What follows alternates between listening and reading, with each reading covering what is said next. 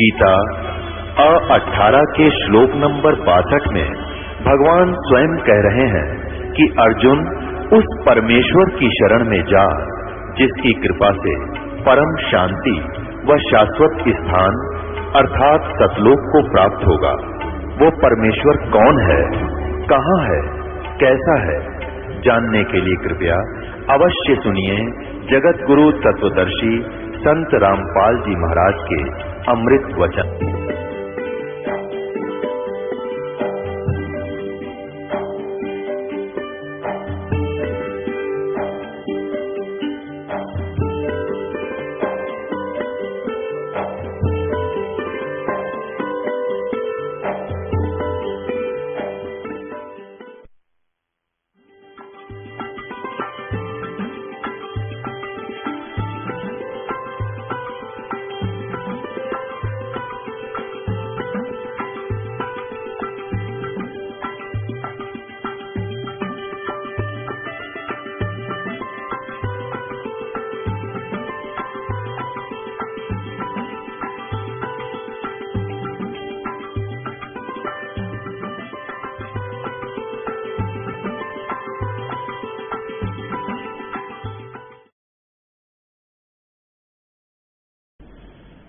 तो द्रौपदी ने सोचा महाराज जी नहा रहे हैं, पहले स्नान कर लूं, स्नान करके फिर महाराज जी से चर्चा करेंगे भगवान की, उनसे कहानी कथा पूछेंगे, वृक्ष के नीचे बैठाएंगे। तो वो नहाने लगी, आध पौन घंटा नहान धोने में लग गया सारिया ने। नहा के जब वह द्रौपदी बाहर आई, पुरानी कपड़े बदले, नई साड़ी बांध ली उसने, अपनी नई साड़ी। तो उसने देखा महात्मा गया कि यही है। महात्मा नहा नहीं रहा था, ऐसे हाथ मार रहा था। अब उसने जान से देखा कि महाराज जी तो नंगे हैं और वस्त्र कोई कपड़ा है नहीं पटरी पर। ये शर्म के मारे गहरा चला गया है और ये दिन में निकलेगा नहीं, शर्मदार आदमी है, सारे दिन गलेगा सिर्फ गंगा में।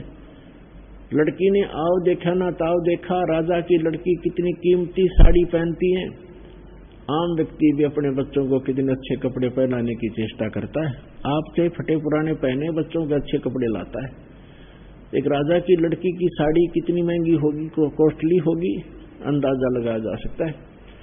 और इसको धर्म, इसको भगत कहते हैं, जो अपने ही कर कमलों से लाभ करके अपना कल्याण करना चाहता है, वो दूसरे पर नहीं छोड़ता। नहीं तो द्रौपदी कह सकती थी अपनी नौकरानियों को कि नौकरानी एक साड़ी फाड़ के डाल दे महात्मा के लिए। तो नौकरानी एक थोड़ा सा कपड़े की वजह साड़ी डाल देती, दो देगी जाती, राजा की लड़की है। लेकिन अपने हाथ से ये भी नहीं चूकने दिया उसने। उसको पता था कि मैं रोटी खाऊंगी मेरा पेट भरेगा, बंदी खाओगी, नौकरानी खाओगी तो इसको पेट भरेगा, ऐसी गलती मैं क्यों करूं, इसको क्यों दूं ये चांस। तो भगत में ये भी गुण होने चाहिए कि लूट सके तो लूट ले। ये लूट है उस भगवान की। अपना काम खुद न सोचा, मैं करूंगा तो मुझे लाभ मिलेगा, मैं सिमरण करूंगा तो मुझे लाभ मिलेगा, और मैं दान करूंगा तो मुझे दान मिलेगा, दूसरे को करने से मुझे क्या मिलेगा। तो इतना लोभ लालच इसमें आप जी ने करना पड़ेगा। इतना, इसको बेईमाना कहते हैं ना, बेईमाना। तो ये बेईमाना भी अच्छा होता है, अच्छा है। अब उसने यहां बेईमाना किया, लोभ किया कि मैं अगर दान करूंगी तो मुझे मिलेगा। अपनी साड़ी पाड़ के एक बिलहात इतना और लंबा टुकड़ा पाड़ दिया चौड़ेपन में, और वो डाल दिया।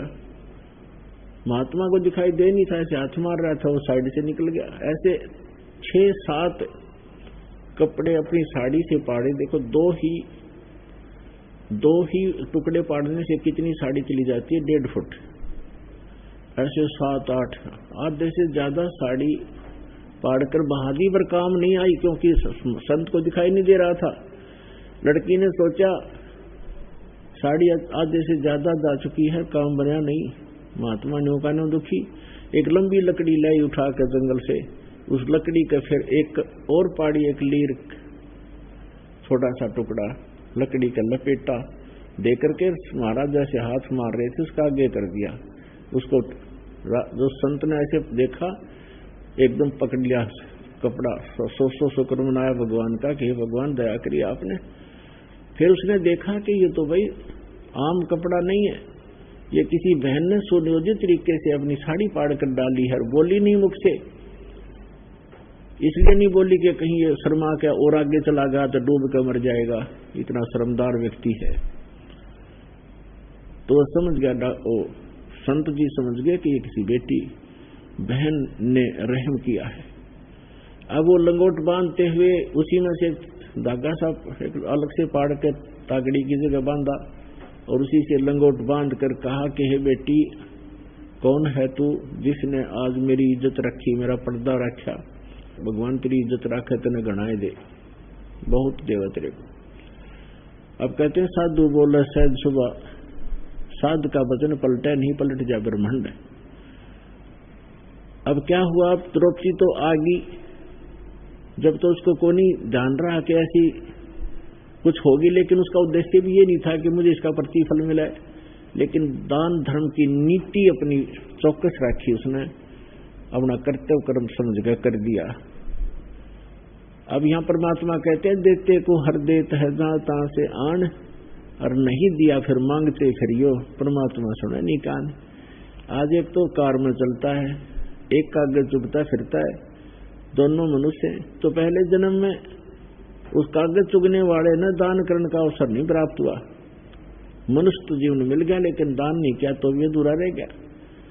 तो इसी प्रकार परमात्मा कहते देते को हर देत है जहां तहां से आन, और ना दिया वो मांगते फिरियो, फिर भगवान सुना नहीं कहा। अब द्रौपदी का विवाह हो गया कि कथा आपको पता है कि दुशासन ने पांडवों ने द्रौपदी को भी दांव पर लगा दिया, वो हार गए जुए में। और द्रौपदी को दुशासन दुर्योधन ने मिलकर भरी सभा में नंगा करना चाहा। भीष्म पितामह, द्रोणाचार्य, कर्ण जैसे बलि, और द्रोणाचार्य तो गुरुजी थे, वो दुष्ट इंसान भी वहीं बैठा। और भीष्म पितामह सारी उम्र बाल ब्रह्मचारी रहा और न्यू के विवाह नहीं कराया मैंने, और अंदर दोष जो का तू, वो बैठा वहीं पर। और कर्ण जैसे योद्धा बैठा। दुर्योधन ने कहा अपने भाई दुशासन से कि इसको नंगा कर दे सभा में, हम तो अंधों की संतान हैं, हमें कुछ दिखता थोड़ा ही है, इसकी बेइज्जती थोड़ी होगी। उसने कुछ ऐसी अपशब्द बोल दिए थे द्रौपदी ने। अब दुशासन द्रौपदी को जब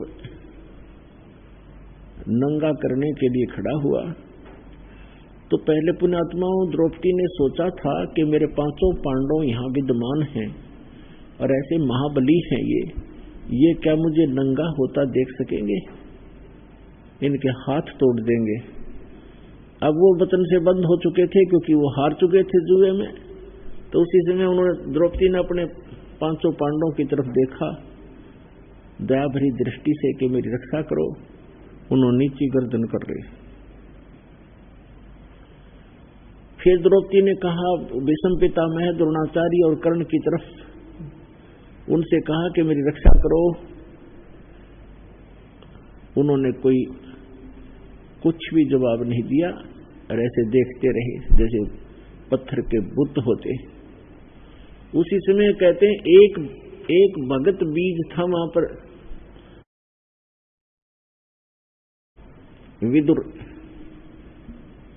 विदुर खड़ा हुआ और कहने लगा रे दुशासन, कुछ शर्म करो, कौरव और पांडव चाचा ताऊ के हो तुम। आज आप अपनी बहू की बेइज्जती कर रहे हो, पांडव की नहीं, ये कौरव की भी साथ हो रही है। लोग ये कहेंगे कि वो खुद उन्होंने अपनी इज्जत आप उतारी है, कुछ शर्म करो।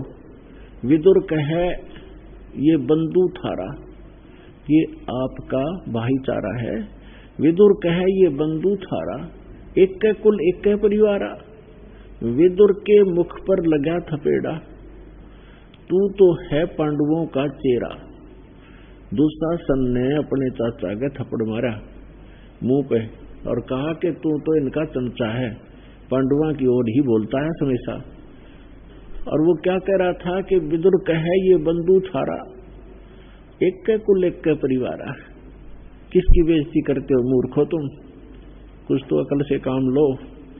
कहते हैं विदुर के मुख पर लगा थपेड़ा, और तू तो है पांडवों का चेहरा, तू तो है बंदी का जाया, तेरी तो हीन भावना है, तू तो दासी से उत्पन्न हुआ है, इसलिए तू सूरवीर नहीं है, ऐसी ओछी बातें करता रहता है। तू तो है बंदी का जाया, विषम, द्रोण और कर्ण मुस्काया। पुण्यात्माओं देखो हम कितनी अच्छी पंचायत मानते थे उन महापुरुषों की, जिसके महाभारत के गीत गा गा के हम अपना टाइम पास किया करते थे। अब इतने बड़े पंचायती भीष्म पितामह है, द्रोणाचार्य यानी गुरु, और कर्ण, ये तीनों एक नंबर के योद्धा थे। इनमें से एक भी खड़ा होकर दुशासन को कह देता खबरदार जात लगा था। हिम्मत नहीं थी पांडवों कौरवों की उनके साथ युद्ध करने की, उनको मालूम था युद्ध मुस्तार देंगे, तुम्हारा यहाँ सत्यानाश कर देंगे। लेकिन उस ऐसी मलिनता छा गई उनके दुर्भाग्य उन लोगों का, अब लड़की को नंगा कर रहे हैं सभा में, और वो किस लिए बैठे हैं? 1.5 आदमी, भीष्म पितामह, द्रोणाचार्य और कर्ण, किस लिए बैठे थे कि नंगी देखांगे इसने, और वहां सूरवीर आचार्य भीष्म पितामह ब्रह्मचारी, खाग ब्रह्मचारी था वो, या तो उठ के चला जाना चाहिए था, नहीं खड़ा होकर कह देना चाहिए था खबरदार ऐसी गलती नहीं करते, सारी बात होली तुम्हारी। या कहते हैं विदुर, दुशासन कहता है कि तू तो है बांदी का जाया, तू तो बांदी से पैदा हुआ है, नौकरानी से, तेरे तो अच्छे विचार ही होते हैं। भीष्म, द्रोण और कर्ण मुस्काया, वो तीनों हंसे। ये कहना चाहिए था तुम अपने चाचा हाथ उठा दिया, नालायक, तुम शर्म नहीं आई, और दांदरे का डन लाग गए। तो यहाँ गरीबदास साहिब जी ने, कबीर साहब ने सूक्ष्म वेद में कहा है कि द्रौपदी चीर हरण में कहीं न आडी तीछी, अर्थात उन तीनों पर महाभारत में ऐसी बीती। बक्कल उतरा तीनों का महाभारत के अंदर, वो इतना पाप लगा उनको सभा के अंदर अधिकारी होते हुए नहीं कुछ कहा, तो महाभारत में आपको पता है उनकी कैसे मृत्यु हुई, तीनों की तीरों से छलनी हो गए थे। तो पुण्यात्माओं, जब तक हम संसार से अपना हित चाहते हैं या कोई लाभ चाहते हैं भगवान को छोड़कर भगत होकर, तो तब तक भगवान मदद करता नहीं। जब तक द्रौपदी ने, क्योंकि श्री कृष्ण जी जो है पांडवों का गुरु था, गुरु जी थे इनके, और परमात्मा जो पूर्ण ब्रह्म है वो पूर्व जन्म के संस्कारों से, आपने गीता अध्याय नंबर 15 के श्लोक नंबर 17 में स्पष्ट पढ़ ही लिया है कि यह जो तीनों लोकों में प्रवेश करके सबका धारण पोषण करता वही है, जिसका जैसा संस्कार है वो देता भी वही है। बहाना वो स्वयं अपने सिर पे नहीं लेता, कहते करे करा वैसा ही मन में लहर उठा, और दादू सिर दर जीव का वो आ बगल हो जा, किसी को बहाना कर देता है। अब कहते श्री कृष्ण तो अपनी पत्नी रुक्मणी के साथ वहां महल में शतरंज खेल रहा था उस समय, जिस समय द्रौपदी के साथ घटना घटने लग रही थी, उसको तो पता नहीं कहाँ क्या हो रहा है। तो जब उसने देखा ना पांडव कुछ कर पा रहे हैं, ना भीष्म पितामह द्रोणाचार्य कुछ सुन नहीं रहे हैं, सब रास्ते बंद हो गए, तब भगवान याद किया उसने एकाएक की आत्मा और परमात्मा का साथ है। जब सबसे हटकर आत्मा से जुड़ती है तो मालिक साथ हो जाता है। जो उसने पुकारा हृदय से, तो यहाँ का किया हुआ जो पुण्य आपका होता है, हृदयांतःकरण में आपके डिपॉजिट है, एक कॉपी उसकी खजाने में धर्मराज के पास है। जो इसने पुकारा तो वहां जाकर के वही फाइल खुल गई तुरंत, और धर्मराज एकदम चिंतित हुआ कि किसके ऊपर पुकार आई, देखूं तो उसका कोई संस्कार है तो उसको रक्षा करवाऊं किसी से। तो उसने जो ही देखा तो उसका देखा कि इसने तो ऐसा दान कर रखा है एक संत को, इसके बदले में तो ढेर लगाया जा सकता है। तो उस इसमें वहां से रिफ्लेक्ट हुआ वो पुण्य जो किया हुआ था, यहाँ किया, वहां जमा हुआ, और यहाँ से पुकार हुई, वहां से जो चला, वहां से रिफ्लेक्ट हुआ। श्री कृष्ण जी उस समय उनके गुरु थे, श्री कृष्ण में जाकर अटैक किया उसने, और वो ऐसे शतरंज खेलने के लिए ऐसे पासे डाले थे श्री कृष्ण जी ने, और पासे डालकर न्यू बोलिया कर आदमी 12 कच्चे 12 पक्के 18, जैसे भी ये शब्द बोलने थे, ऐसे पासे डालकर ऐसे कर लिया और कहा अनंत अनंत अनंत। अब कृष्ण नहीं, कृष्ण के अंदर उस परमात्मा ने रिमोट से माल भेज दिया, वहां से कृष्ण आया, कृष्ण गए गुरु था, और वहां से फिर परमात्मा सुख स्वरूप धारण करके वहां पहुंच गए द्रौपदी के सर के ऊपर बैठ गए जाके। अब रुक्मणी कर पकड़ा मुस्काया, रुक्मणी कर पकड़ा मुस्काई। जब वो अनंत अनंत अनंत कर रहा था, नुआ कट रहा जैसे भूत आ जा रहा किसी में, तब रुक्मणी ने हाथ पकड़ लिया, हंसन लगी कि पोबारा तो ना बोले न कच्चे 18 बोले, कुछ बोले नहीं, हाथ पास से डालकर ये अनंत क्या कर रहा है, हार गया ना। तब वो कहते हैं कि दुशासन ने द्रौपदी पकड़ी और हमारी भगत सकल में सिकरी। परमात्मा बुला रहे हैं वहां रिमोट से श्री कृष्ण को कि हमारी भगत दुशासन ने द्रौपदी पकड़ी और हमारी भगत सकल में सिखरी, सबसे ऊपर है हमारा भक्त, और जो मेरी भगत पे छोड़ी हुई तो हमारा नाम न ले वह कोई। अब तंदे ही से पासा डारी, वो तो वहां खेल लग गया, फिर भूल भाल गया और पहुंचे सूक्ष्म रूप मुरारी को। पूर्ण परमात्मा कबीर साहिब वहां पहुंचे, परम अक्षर ब्रह्म जो तीनों लोकों में प्रवेश करके सबका धारण पोषण करता है। पहुंचे सूक्ष्म रूप मुरारी।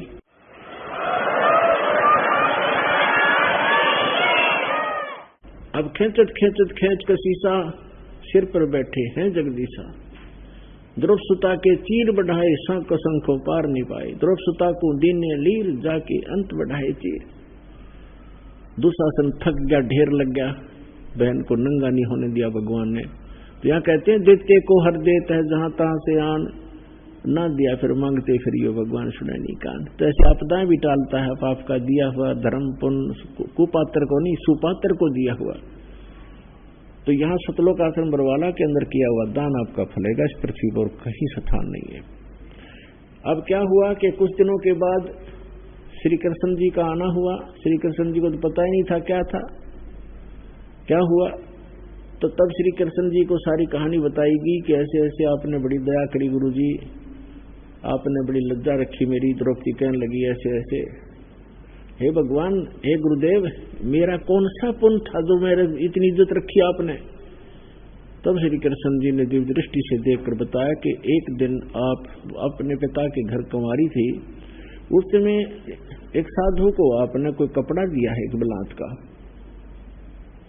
एक बिलात यानी 9 इंच चौड़ा टुकड़ा आपने साड़ी का उस महापुरुष को दिया है, और जिसके कारण भगवान ने तेरी इतनी मदद करी है द्रौपदी। वो जब उसको याद आया तो भूल भाल गई थी। छोटी एक राजा की लड़की ने एक साड़ी के टुकड़े के याद रखे थी, न्यूना बेरा सुपात्र को दिया हुआ और आवश्यक स्थान पर दिया हुआ दान ही वो काम करता है। तब उसने कहा था, हे भगवान, एक छोटे से लीर के कारण, एक इतने टुकड़े के कारण मेरी सी इज्जत रख गिरी, इतने अपार दृश्य अपार चीड़ बद गए। एक लीर के कारण वो गुण हो गए चीर अपार, और जब मैं पहले जानती तो सर्वस्व देती वार। जब मुझे पहले पता होता इसे महापुरुष को दान दिया हुआ ऐसा फल देगा, तो ना जाने के दान कर देती। तो आज के दिन ये स्थान है जो शास्त्र अनुकूल साधना, यहाँ किया हुआ दान आपका अनंत गुना बढ़ेगा, आप प्राणी वाली आपदाओं भी टालेगा और आपका मोक्ष भी करेगा। बोलो सतगुरुदेव की।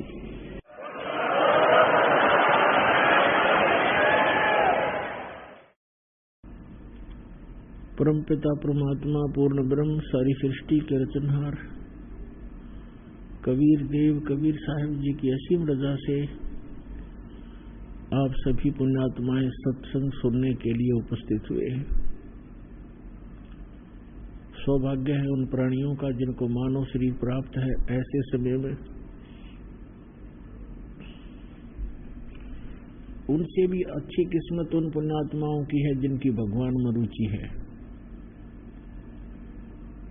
और उनसे भी अच्छी वो पुण्यात्माएं हैं जिनको सतलोक आश्रम बरवाला जिला हिसार हरियाणा में पहुंचने का सुअवसर प्राप्त हुआ, यहां से दीक्षा प्राप्त हुई। मनुष्य जीवन प्राप्त होना बहुत ही पुण्यकर्मी प्राणी का काम होता है।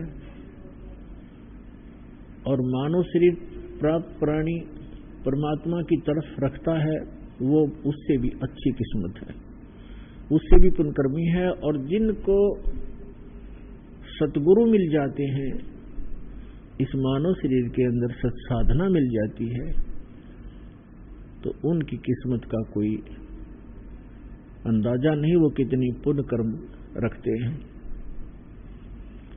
जैसे इंग्लिश के अंदर गुड, बेटर, बेस्ट जो होता है, तो गुड तो वो है जिनको मानव शरीर प्राप्त है, और बेटर वो है जो भगवान के लिए भटक रहे हैं, क्योंकि भटकने से कहीं ना कहीं परमात्मा का अवश्य रास्ता मिल ही जाता है। और तीसरे बेस्ट वो है जिनको भगवान का सही मार्ग मिल गया। तो तीसरी प्रकार के पुण्यकर्मी प्राणी आप हो, जो सतलोक आश्रम बरवाला इस जिला हिसार हरियाणा से इस दास से दीक्षित हो चुके हो। क्योंकि लाल को अपनी कीमत का पता नहीं होता, जौहरी जानता है। तो ये दास जौहरी है, ये पारखू बना दिया परमेश्वर ने। और आप उस परमात्मा के हीरे मोती लाल हो, आपको परख रहा है आप कितनी कीमत रखते हो। पुण्यात्माओं, परमात्मा को दयालु कहते हैं, दया का सागर है वो, सचमुच दया का सागर है।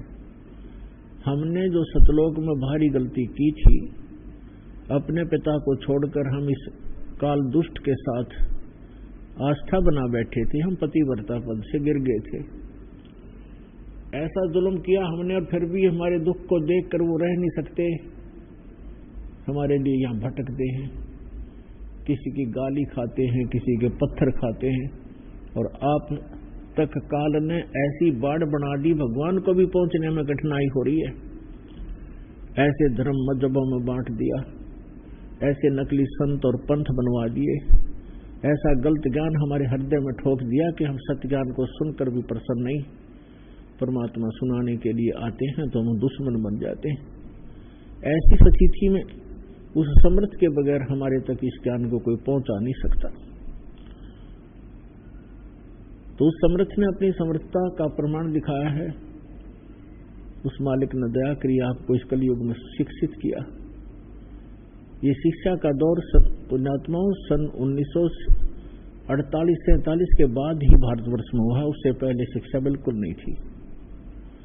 और 1951 में दास को भेज दिया अपनी प्यारी आत्माओं को संदेश देने के लिए। और अभी ये मीडिया और ये जितना भी साइंस की तरक्की जो हमारे लिए आवश्यक है सदग्रंथों को समझने के लिए, ये अभी 2000 के बाद का ये सारी देन है परमात्मा की। मोबाइलों का बनना, ये इलेक्ट्रॉनिक मीडिया जो टीवी चैनल ऐसे बढ़िया बना देने, तो ये परमात्मा ने दया करी आपके ऊपर, ताकि परमात्मा के बच्चे उन्हीं सदग्रंथों से भगवान को जाने जिनको शुरू से ही शिरोधार्य किए हुए थे। अब जिन सदग्रंथों को हम शिरोधार्य मानते थे, वो पवित्र वेद, पवित्र गीता, पवित्र पुराण, पवित्र कुरान, पवित्र बाइबल, पवित्र गुरु ग्रंथ साहिब, और उनमें परमात्मा की महिमा ही वर्णित है। जो उन सदग्रंथों में परमात्मा की महिमा है, और जिस परमात्मा के वो अंदर वो सर्व सदग्रंथ खरे उतरते हैं, तो वो परमात्मा है। अभी तक हमारे जो धर्मगुरु थे वो गलत ज्ञान सुनाते थे, नाम इन्हीं सदग्रंथों का लेते थे, और सदग्रंथों में लिखी के विवरण के विपरीत हमें ज्ञान सुनाया करते थे। और वो लोकवेद इतना गहरा हो गया था कि हमने उनको फाइनल मान लिया था। हम भले ही अपनी गीता वेद पुराण पढ़ते रहते थे, लेकिन हमारा ज्ञान का आधार वही डुप्लीकेट ज्ञान ही था जो पहले हम सुने हुए थे, जिस कारण से अभी तक जितने भी ऋषि महर्षि और विश्व के जितने भी पंथ पनपे हैं, उनके वर्तमान के जितने गुरु हैं, वो सभी भ्रमित हैं कि परमात्मा निराकार है। और सभी सदग्रंथों के अंदर परमात्मा साकार है, नर आकार बताया है। तो वो लोकवेद हमारे हृदय में सबका समाया हुआ था, सदग्रंथों को आधार मानते थे, ज्ञान उसके विपरीत ही हम स्वीकार किए हुए थे, उसको हटाने के लिए इन सदग्रंथों को आपके रूबरू करना अनिवार्य था। और यही कारण है कि आज परमात्मा के बच्चे अपने पिता को पहचान रहे हैं और दौड़ दौड़ कर आ रहे हैं, अपना कल्याण करवा रहे हैं। पुण्यात्माओं, इस स्थान से जिस भी प्राणी को उपदेश प्राप्त हो गया उसके मोक्ष में शंका नहीं।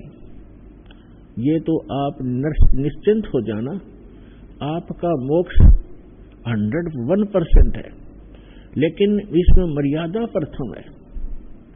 मर्यादा में रहोगे भगवान सदा साथ रहेगा।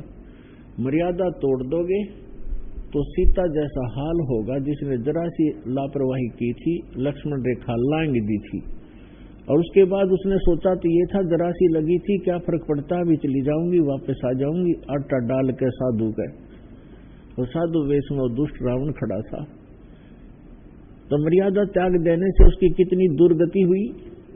12 वर्ष तक रावण की कैद में पड़ी रही, सड़ती रही, लाखों करोड़ों व्यक्ति मारे गए, तब जाकर उसका छुटकारा हुआ।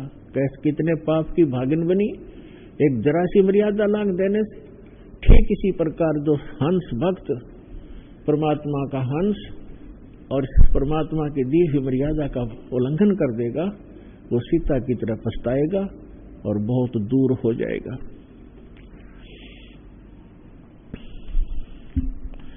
अपने आत्मा मानुष शरीर प्राप्त करके हमें क्या करना चाहिए, ये ज्ञान सत्संग से होता है। और सत्संग में आने से पता चलता है कि मैं कर क्या रहा था और करना क्या चाहिए था। हम सांसारिक व्यवहार में इतने रंगे जा चुके हैं, देखम देखा एक दूसरे को, और हमने उसी कार्य को अंतिम मान रखा है। बच्चे हो गए, उनकी परवरिश कर दो, विवाह कर दो, उनको नौकरी रोजगार मिल जाए, भगवान बस ठीक हो गया, मर जाए बेशक। नहीं, ये जो कुछ भी होना था उस बच्चों की किस्मत ही फला करती थी जब तक हम सतभक्ति नहीं करते। जब तक हम सत साधना नहीं करते, परम संत की शरण में नहीं आते, तो अपना भाग्य ही प्राप्त होता है बच्चों को। प्रत्येक माता पिता की कोशिश होती है कि मैं अपने बच्चों को अच्छा पढ़ाऊं और ये अच्छे नौकरी प्राप्त करें, इनको सुख हो।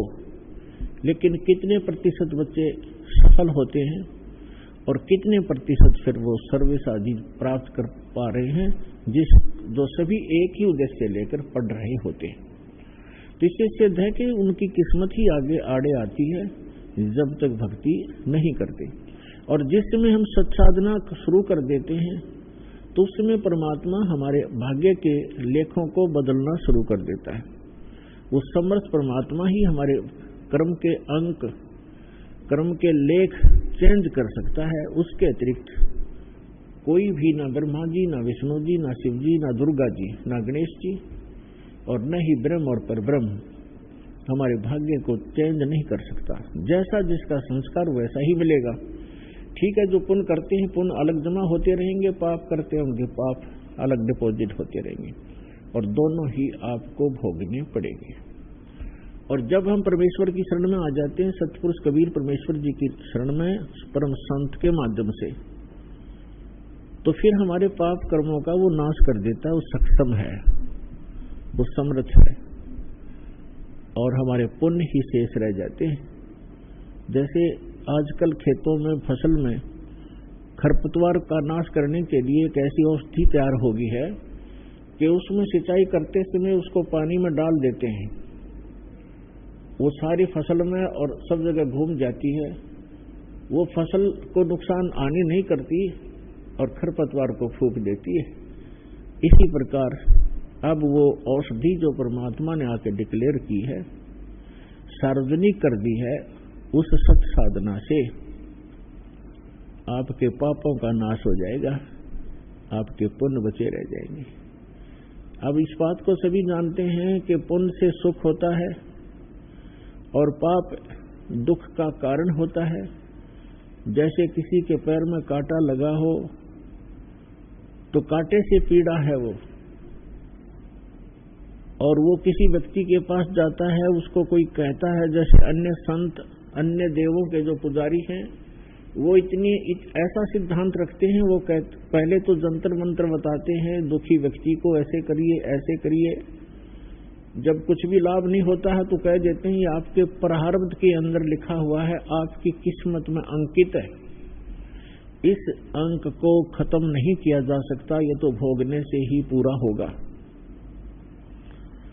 और फिर ये भी कहते हैं भगवान की भक्ति कर, हरे कृष्ण हरे राम सीताराम राधे श्याम।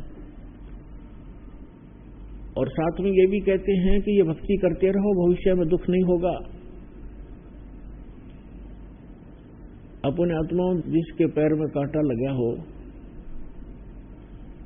और उसको कोई सलाह दे कि कांटा तो निकलेगा नहीं, ये तो आजीवन तेरे पैर में बना रहेगा, ये पीड़ा भी बनी रहेगी, और उसको कोई सलाह दे कि तू जूता पहन ले, भविष्य में कांटे नहीं लगेंगे। जूता कांटा लगे पैर में जूता पहना नहीं जा सकता।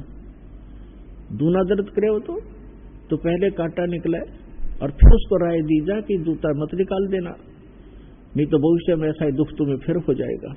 तो इस डर से फिर वो व्यक्ति जिसका कांटा निकल गया और जूते प्राप्त हुए, फिर वो इस डर से कभी जूता निकालेगा नहीं कि कहीं फिर से वो बिजली ना गिर जा, फिर कष्ट ना आ जाए। तो पुण्यात्माओं, जो दुख आज जिसको दुख है, जो दुख में भक्ति करते हैं वो भी अच्छी आत्माएं हैं, जो सुख में करते हैं उनका तो कहना ही क्या है।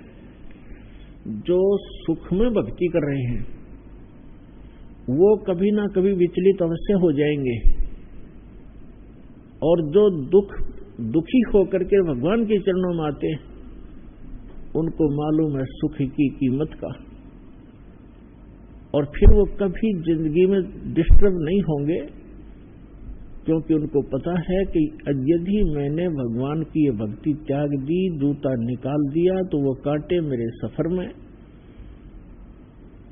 फिर से पैरों में लगने शुरू हो जाएंगे और मैं कदम भी नहीं चल सकूंगा।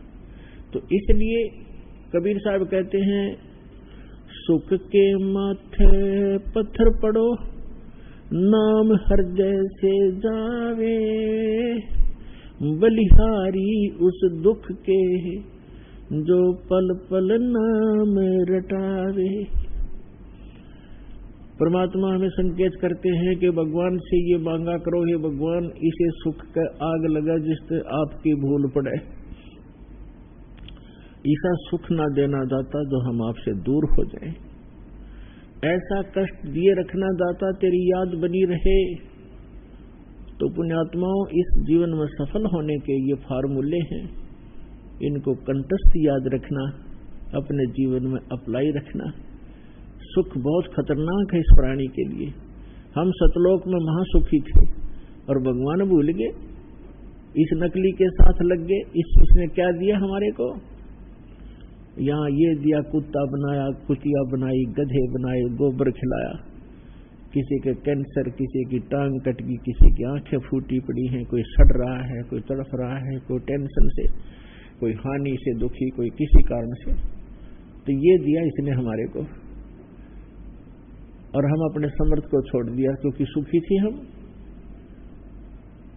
तो ऐसा सुख इस पृथ्वी पर वैसे तो है नहीं, लेकिन हम झूठे सुख को ही सुख मान बैठते हैं, जिस कारण से हम परमात्मा से दूर हो जाते हैं, और फिर वो इतना महंगा पड़ता हमारे लिए, फिर हमें कभी भी बात सेट नहीं हो पाती, बहुत समय लग जाता है। तो पुण्यात्माओं, परमात्मा हमारे दुखों का निवारण कर देते हैं, हमारे संस्कार में जो पाप कर्म होते हैं उन कांटों को निकाल देते हैं, और फिर आने वाले जीवन सफर में वो समर्थ परमात्मा आपके जीवन रूपी सफर को ऐसे बुहारता है, ऐसे सब झाड़ू देता है कि कहीं मेरी प्यारी आत्मा के जीवन में आने वाले भविष्य में इसके जो संस्कार रूपी कांटे बिखरे पड़े हैं उन सबको साफ करता चलेगा आगे आगे, कहीं मेरे बच्चे को, मेरी प्यारी आत्मा को कांटा ना चुभ जा।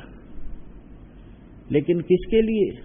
जैसे पतिव्रता जमी पर जो जो धर है पाओ, समर्थ झाड़ू देत है ना कांटा लग जावे।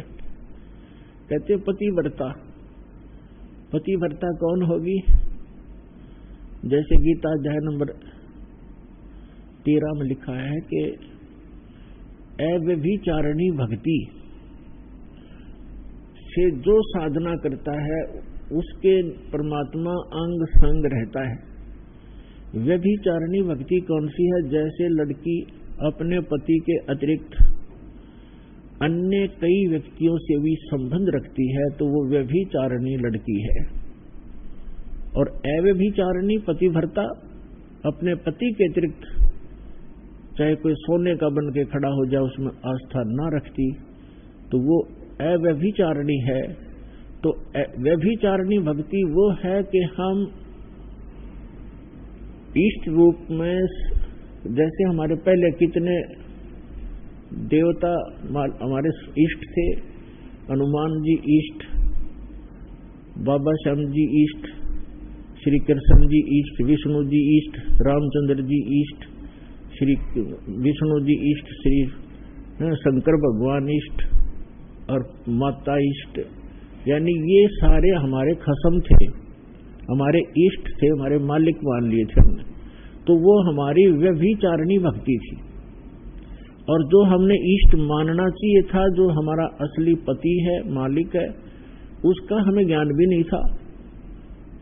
तो अब हम केवल एक कबीर परमेश्वर को अपना इष्ट मानेंगे, पति मानेंगे, खसम मानेंगे, स्वामी मानेंगे, मालिक। और अन्य जितने भी देव हैं, जितने भी मंत्र जाप हम करते हैं, ये उनको हम इष्ट नहीं मानते, ये हमारे मालिक नहीं है, पति नहीं है। जैसे वो हमारा ऐसा व्यवहार है जैसे एक पतिव्रता लड़की एक ज्वाइंट फैमिली में रहती है, उसमें देवर देवरानी होती है, ननंद जेठ जेठानी सास ससुर, ये सभी होते हैं।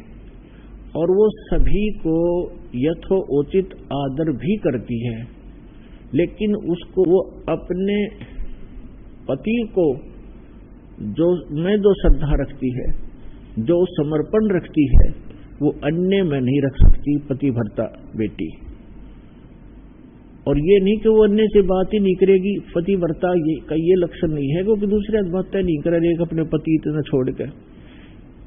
पति का जो संपर्क है, जो समर्पण है, वो केवल पति से संबंधित है। बाकी सबसे मृदु भाषा, प्यार से बोलना, सबको यथोचित आदर करना, रिश्तेदार आते हैं उनको भी प्यार से भोजन खिलावे, अच्छी तरह बातें करे, तो वो पतिव्रता लड़की होती है।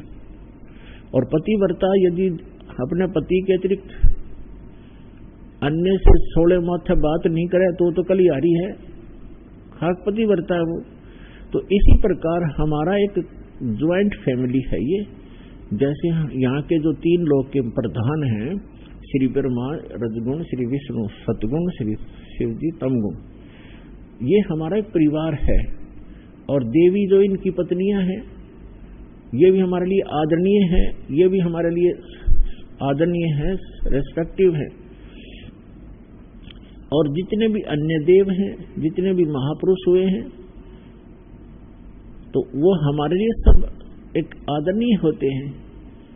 सबके साथ एक बहुत ही अच्छा व्यवहार रखना चाहिए हमारे को, तब हम इस ज्वाइंट फैमिली में सुख से रह सकेंगे और पूरे परिवार में शांति भी रहेगी। लेकिन हम इष्ट हमारा एक ही रहेगा। जैसे पतिव्रता लड़की सबसे प्यार भी करती है, जैसे बहन ननंद से, छोटी बड़ी से उसी सतर का, और देवरानी और जेठानी, जेठ और देवर से, सास ससुर से सभी प्यार से रहती है। और ऐसा लगता है सबको अपनी सी लगती है सबको। और जिस समय वो अपने पति के, जब वो अलग होते हैं, ज्वाइंट फैमिली जो फिर भिन्न भिन्न होते हैं, न्यारे होते हैं, फिर देखा उसका वो किसमें आस्था थी उसकी, उसके हिस्से में, उसके बाटे में जो भी सामान आवेगा सारे ने उठा लेगी, चम्मच भी ना छोड़ दे उनकी तरफ, और अपने पति के साथ उस मकान में चली जाएगी जो उसके बाटे में आया है। तो उस दिन पता चला वो किसकी पूजा कर रही थी, तो पूजा पति की कर रही थी और सत्कार सभी का करना होता है। इसी प्रकार जब हम अपने सतलोक जाएंगे, हमारा पति कबीर देव है, मालिक है, हम उसकी आत्मा है, और यहाँ जब तक हम यहाँ रहेंगे सभी देव हैं, ये यहाँ के, इनसे हमें बहुत सा काम है, क्योंकि जैसे प्रधानमंत्री का व्यक्ति और हिसार में